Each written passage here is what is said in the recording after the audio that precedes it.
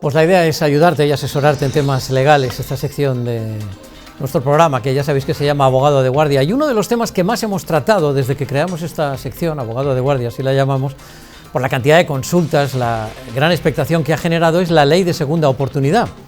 Desde luego el nombre, como hemos repetido ya varias veces aquí, desde luego es bien elocuente y lo explica bien claro. Se trata de un instrumento legal que permite a cualquier persona física poder empezar de nuevo.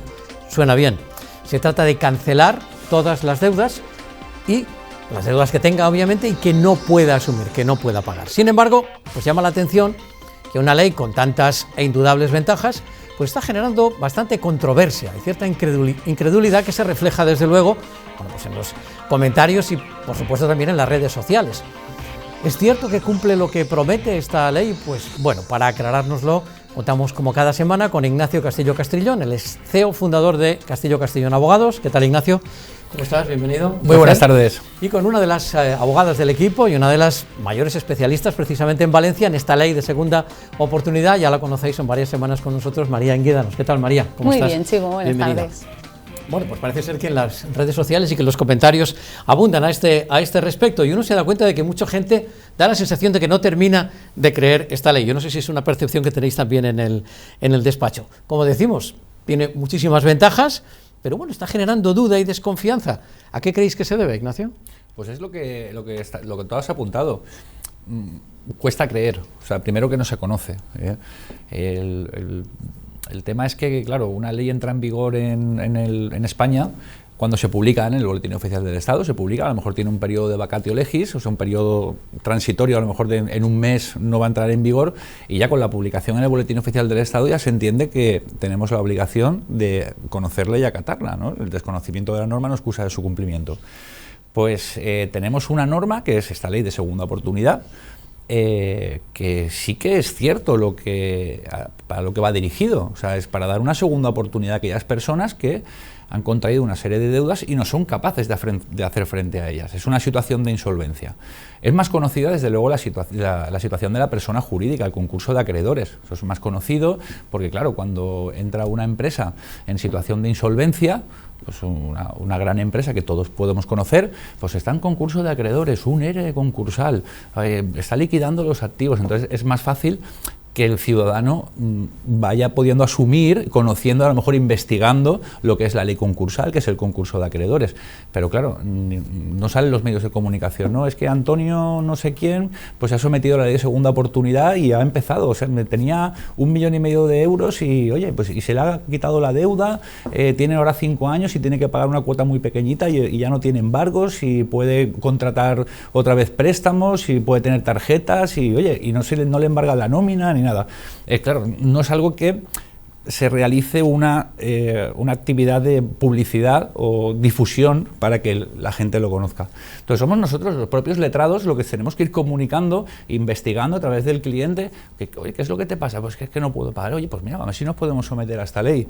Entonces, a raíz de toda la difusión que estamos haciendo, los medios, gracias a vosotros también en este programa, la gente está empezando a oír qué es esto de la segunda oportunidad. Entonces nos llaman y vemos comentarios de decir, oye, eso es mentira, no puede ser. Pues sí que puede ser, claro que puede ser. Y desde luego es una expectativa de tranquilidad a futuro. O sea, ante esa situación angustiosa que tiene una persona, el encontrar un camino, una puerta, una ventana de aire fresco. Sí que es así, la ley de segunda oportunidad es una buena ley a la que se puede acoger toda aquella persona que está en una situación de insolvencia y que desde luego recomendamos que se acojan porque, cambia la vida, es una segunda oportunidad. Así de claro, para volver a empezar, para tener esa segunda oportunidad de recomenzar, porque desde luego la situación, la crisis económica derivada de la crisis sanitaria que estamos viviendo está abocando unos sectores y a muchas personas a situaciones, como estaba explicando Ignacio, de mucha angustia. Y hay esta posibilidad. Bueno, pues si os parece, si no os importa, María e Ignacio, vamos a repasar algunos de los comentarios, digamos, que ponen en duda esta ley y así también podemos contestarlo.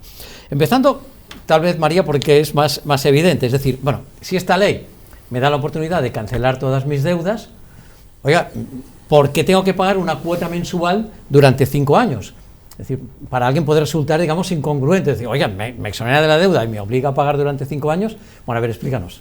Bueno, a ver, lo primero que tenemos que tener en cuenta es que la ley de segunda oportunidad no es simplemente para cancelar las deudas, es para cancelar las deudas de personas que con sus ingresos y su patrimonio personal no pueden hacer frente a las deudas que tienen ahora mismo ni en el futuro. Es decir, que ya se prevé que incluso a largo plazo es una situación que no va a poder asumir. Por lo tanto, si partimos de la base de que está pensada para una situación de insolvencia, es lógico pensar que una persona que tiene determinados ingresos, aunque sean pequeñitos esos ingresos, o cierto patrimonio personal, como puede ser un vehículo, una moto, un coche, con esa parte sí que puede hacer frente a una parte, aunque sea pequeña, de la deuda. Esto es lo que nos viene a decir la ley. Usted intente pagar a sus acreedores en la medida de lo posible, en la medida de sus posibilidades, hasta donde usted pueda, y del resto le cancelo la deuda al completo. Claro, todo el mundo no se encuentra en la misma situación. Hay gente que tiene ingresos, gente que tiene algo de patrimonio, gente que no tiene nada, ninguna de las dos cosas, y en función de las condiciones de cada uno es por lo que hay personas que tendrán que pagar más, personas que tendrán que pagar menos, y de las que tienen que pagar algo se divide, según establece esta ley, en cuotas mensuales en un máximo de 5 años.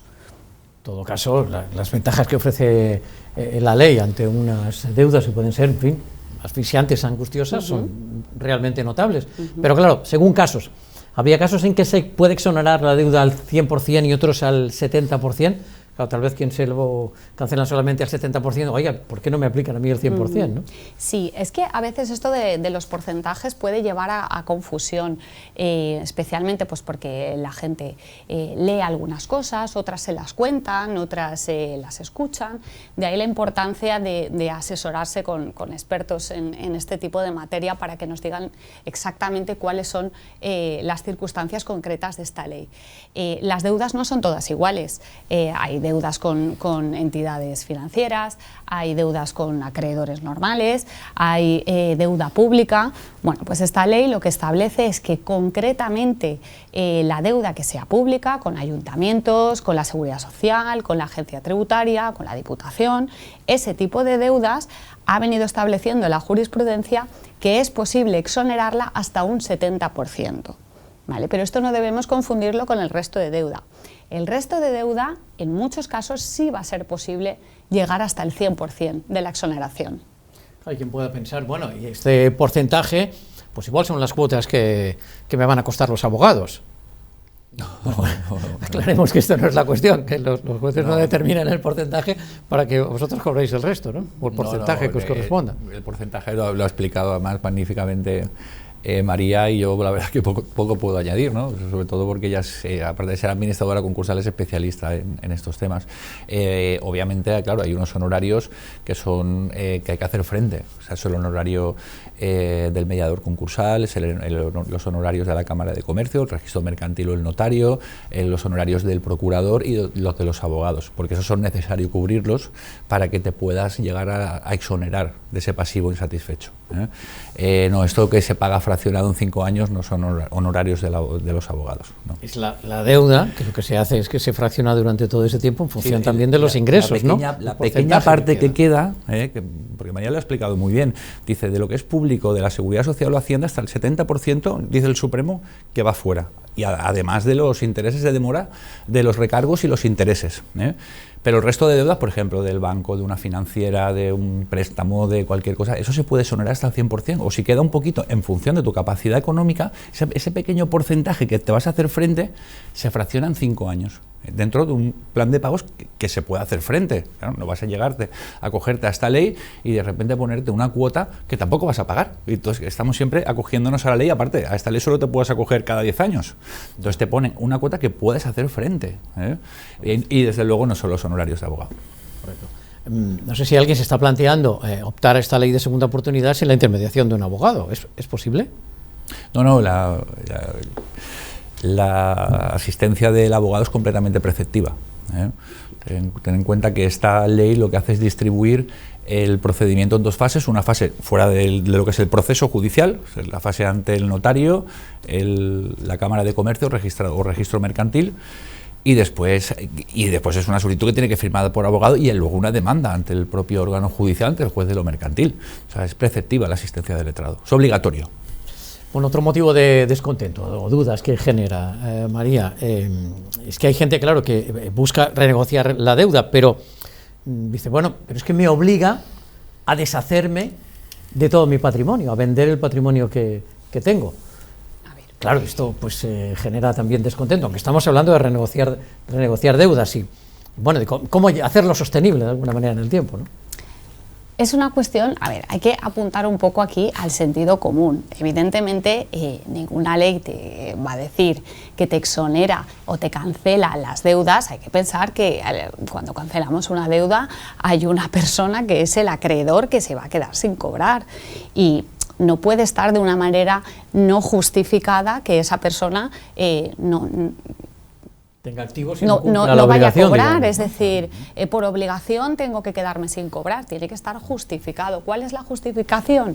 Pues precisamente eso, que esa persona no tenga ni ingresos ni patrimonio personal que se pueda convertir en líquido para poder pagar esas deudas. Es decir, no podemos dejar a un acreedor sin cobrar porque sí, eso no tendría ningún sentido. Con lo cual, evidentemente, si una persona tiene patrimonio para poder hacer frente a las deudas, su solución no es acogerse a la ley de segunda oportunidad. Caso distinto es que se trate de la vivienda, que ese patrimonio personal se trate de la vivienda. Aquí nos encontramos en una situación diferente, porque aquí lo que nos permite la ley es valorar pues, si esa vivienda es una vivienda familiar, donde además viven menores, si además está gravada con una garantía real, es decir, tiene una hipoteca, y si esa hipoteca es igual o superior al propio valor del inmueble. ¿Por qué? Porque si la ley nos obligara a vender o liquidar ese activo, ese bien, para hacer pago a los acreedores y resulta que tenemos una hipoteca que se va a comer toda esa deuda y no vamos a poder pagar a nadie, no tendría ningún sentido. Con lo cual, en ese caso sí que nos permite detraer ese bien de lo que es la ley de segunda oportunidad para que las personas efectivamente puedan rehacer su vida, puedan salir adelante y puedan empezar de nuevo sin tener que deshacerse de su vivienda, evidentemente. Entendemos la positividad, desde luego, de salir adelante, como su nombre indica, ley de segunda oportunidad, cuál es el espíritu también, ¿no? que impulsa esta ley. Bueno, entonces, como especialistas, Ignacio, toda la gente que tiene una deuda, que tiene una situación complicada, está con angustias, no puede pagar, pero lee informaciones en las redes sociales o le mandan un WhatsApp y bueno, tiene dudas. Ya. ¿Qué sería lo aconsejable en estos casos? Esto de Internet es bueno, porque es una fuente de información, pero muchas veces, claro, tendemos a buscar cualquier duda, entramos en un buscador, ley de segunda oportunidad, y hay muchísimas cosas que se escriben, unas son ciertas y otras no son ciertas. Por eso digo que los buscadores de Internet son buenos porque tenemos ahí un medio para obtener información, pero siempre hay especialistas en determinados temas. Entonces nosotros aconsejamos desde luego que nos llamen, que estamos a disposición con un teléfono 24 horas, con una web, con un teléfono fijo, con una videollamada, con entrevistas y citas presenciales, y resolvemos las dudas que tengan, cualquier duda. Mejor que se asesoren y busquen información a través de un profesional, de un abogado especialista en ley de segunda oportunidad, que hacerlo por Internet a motu propio. ¿Por qué? Porque muchas veces obtenemos información que no es cierta.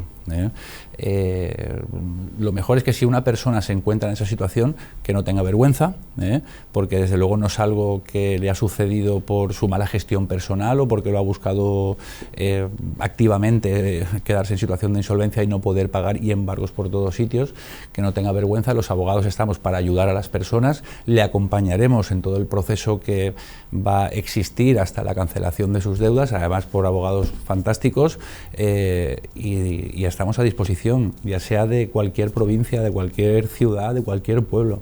Estamos a disposición de la gente para ayudarlos porque es nuestra misión, por eso es nuestra función y por eso nosotros hemos estudiado Derecho y estamos colegiados y ejercemos la profesión que tanto nos gusta. Importante eso que destacas, desde luego, que la abogacía está para ayudarnos precisamente y además para acompañarnos en un proceso que puede generar, como explicaba Ignacio, además, en fin, culpa, vergüenza. Oiga, la situación es la que hay, hagámosle frente y desde luego con profesionales como María y como Ignacio que nos han acompañado esta semana también. Gracias a los dos. Gracias. Una semana más en esta sección Abogado de Guardia. Esperemos haber desde luego despejado todas las dudas sobre esta cuestión. Nosotros nos marchamos, queda el tiempo y los deportes. Que pasen muy buena tarde. Nos vemos mañana aquí, Comunitat Valenciana en directo.